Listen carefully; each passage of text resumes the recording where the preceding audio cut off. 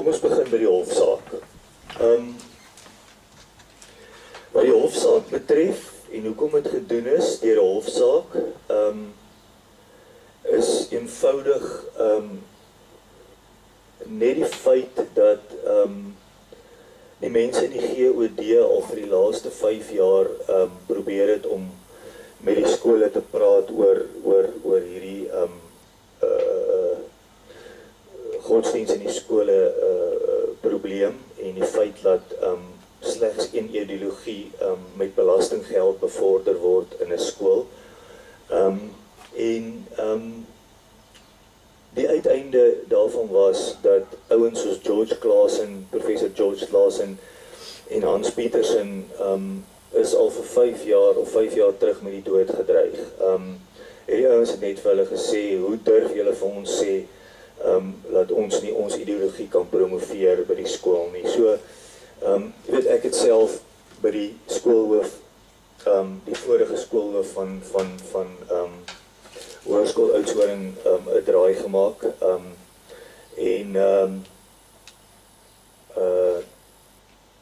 ek moet sê ek het nie 'n baie goeie ontvangs gehad nie. Hy het my baie aan my eie pa laat dink, tipiese broederbonder Afrikaner wat ek ken daai ouens vir jare van my lewe, ek weet hoe hulle te hanteer, is ongeskikte mense. En ek het met hom daaroor gepraat, nadat hy vir my gevra het, wie dink ek is ek, het ek vir hom vasgevat en sommige gesê, as hy nie nou met my wil praat nie, dan loop ek uit sy kantoor uit, dan moet hy maar met die advokate en die prokureurs verder praat. Maar toe die dinge se met hom gehad, die gesprek met hom gehad, en die uiteinde was dat hy maar vir my gesê het, hoorie, dis hoe sy oupa en ouma hom op sy skoot geleer het, en dis hoe dit in hierdie skool sal wees.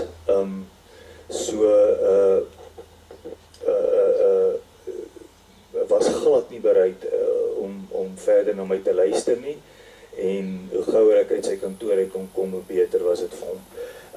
Hy het net nie geweet wat vir hom wag, toe hy my weggejaag het nie. Hy het die verkeerde ou weggejaag.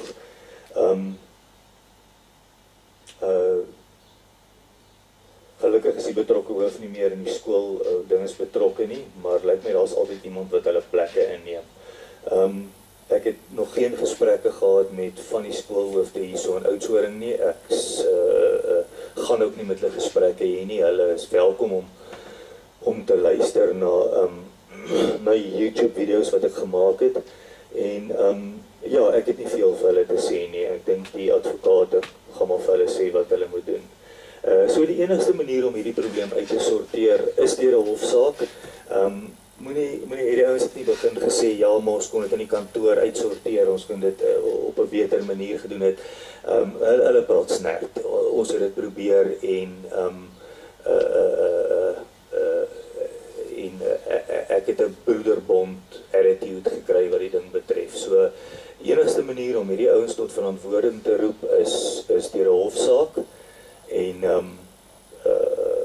dis wat nou aan die gang is.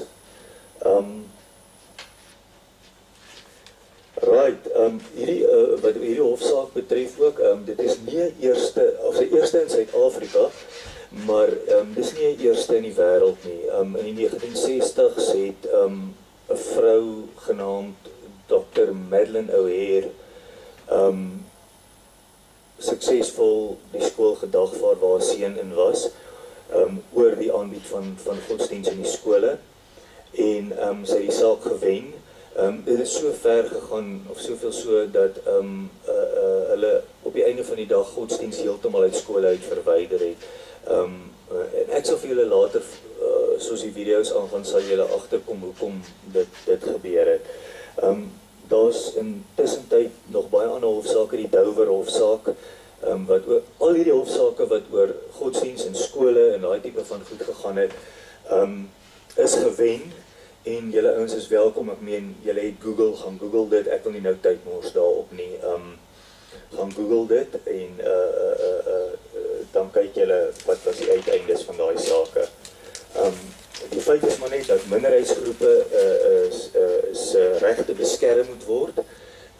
Demokrasie beteken nie dat die meerderheid kan maak net wat hulle wil nie. Dis 'n ou wat 'n baie wanpersepsie het van demokrasie wat so dink.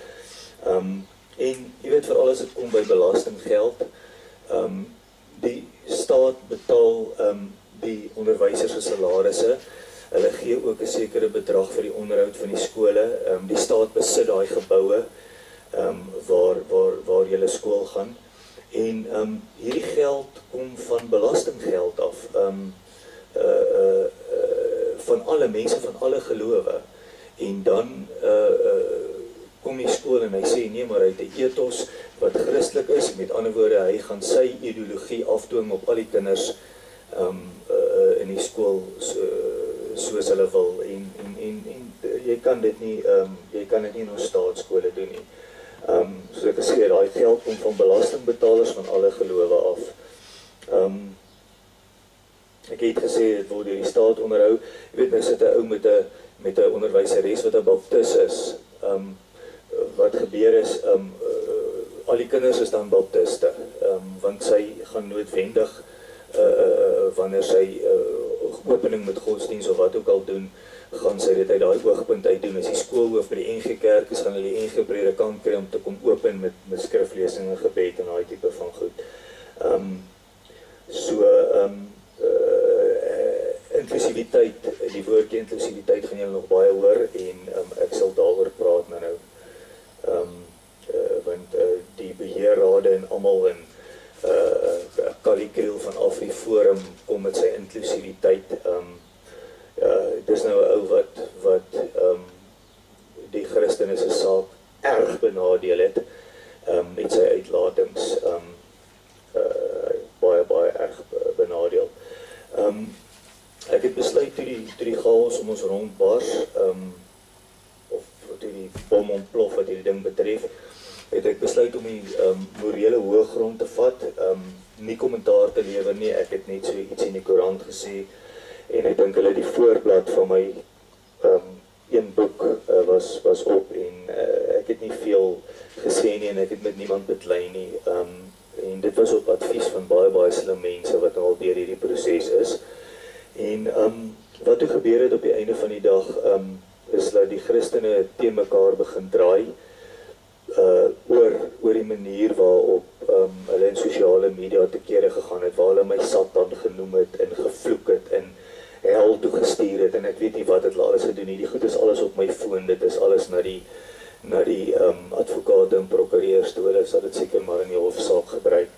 En toe kom 'n paar predikante by my huis aan, wat met trane hulle oë baie hartseer vir my sê hoe jammer hulle is, dat die mense my so behandel het, en dit en dat en so aan, maar ag weet wat, ek is al vir jare wat dit so gaan in my eie familie, so ek moet eerlik vir julle sê, dat het my glad nie geplan nie, ek het nie slaap verloor alhoor nie. 'n gewone jammer, 'n tranerigheidjie gaan dit nie vir my doen nie. Wat gaan gebeur is, AfriForum, skole gaan dit om geld verloor. Ek sien hulle het nou weer vir uitstel gevra. Die saak sal Maart maand opkom, maar hulle het weer vir uitstel gevra. En ek weet hoekom het hulle weer vir uitstel gevra, want hulle weet hulle is in die moeilikheid, en hulle weet hulle is besig om die wet te oortree. Daar is geen prokureursfirma in die hele land, in die hele Suid-Afrika, wat bereid is om enige een van hierdie 6 skole pro bono te verteenwoordig nie. Pro bono beteken vir nie te verteenwoordig nie. En ek weet wat die rede. Die rede is dat die skole die saak gaan verloor. En ek sal vir julle later mooi verduidelik hoekom. En die skole is besig om die wet te oortree. Dit is so eenvoudig soos dit. So, die feit van die saak bly, as jy 'n Christenskool wil stig, vat jy 200 miljoen rand, gaan bou jou eie skool en gaan indoktrineer jou kinders. Ek kry hulle baie jammer, maar indoktrineer hulle met jou eie skool en met jou eie curriculum en met jou eie oortuigings. Julle gaan dit nie in die staatsskole doen. Dit gaan nie toegelaat word nie en dit gaan maar net veroorsaak dat ons baie gereeld in die hof gaan sit. So hierdie is 'n ding wat nie gaan lê nie, is 'n ding wat al hoe moeiliker gaan raak. Dis nie 'n ding wat sommer net weg gaan nie. Ja, as jy wil, gaan maak soos Jim Jones, Shoko Zahara of David Koresh, gaan kyk 'n bietjie op die internet. Hulle was almal kultleiers wat vir hulle volgelinge allerlei nonsens vertel het en daai mense is almal dood. Almal gif gedrink. Koresh se mense het verbrand. Zahara se mense is ook 'n klomp van hulle dood. Dan is daar nog 'n Heaven's Gate kultgroep waar daar 60 of 70 van hulle gif gedrink het. So ja, as jy jou ideologie aan ander mense wil probeer afsmeer, gaan stig jou eie Christelike skool. Dis al wat ek oor die hofsaak wil sê. Dan wil ek net vinnig iets sê oor saamstaan. Ek het verskriklik baie gehoor. Het my baie opgeval dat in die sosiale media het julle gesê, jessie, ons moet saamstaan, almal moet saamstaan. En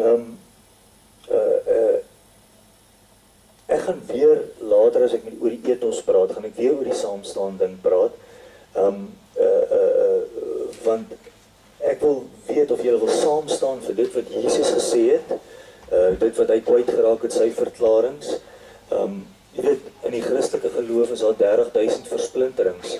Julle ouens kon nog nooit saamgestaan het nie. Julle het mekaar vermoor, julle vermoor mekaar nog steeds. In die moslems kry ons die Sunnis en die Shias, hulle skiet mekaar elke dag. Ek gaan op 'n stadium 'n stukkie vir julle wys van Al Jazeera wat ons gaan typ, dat julle kan sien hoe gaan dit in lande waar God in beheer is. Dis skokkend en met hierdie 30.000 versplinterings gaan jy baie gou agterkom, saam staan word alleen staan. Ja, as jy sê, kom ons staan saam om ons dorp die beste te maak, om korrupsie te verwyder in die munisipaliteit en om ons kinders voor te berei vir die lewe wat voor lê. Dan sê ek saam met julle, maar as jy kinders wil bang maak en angstig maak, deur hulle te dreig met 'n hel en te dreig met 'n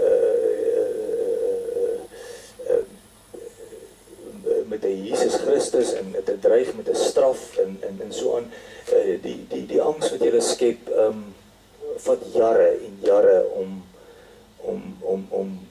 en baie sielkundig is om mense weer normaal te maak. So, ek het iets al geskryf vir die opstaan van Jesus. Kom ons, ek gaan dit net vir julle lees. En ek sal nou weer met hierdie opstaan, ek sal weer in die saamstaan storie vir julle iets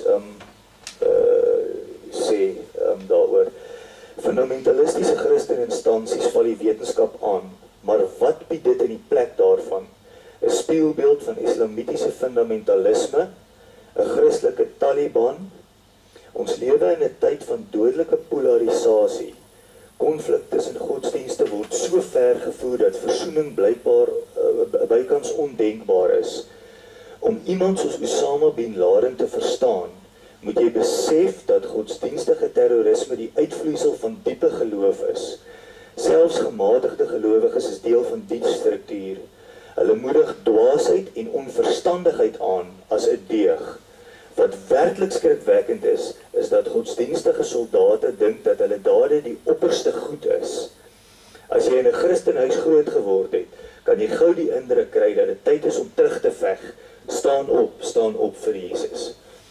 So, ons gaan later weer daar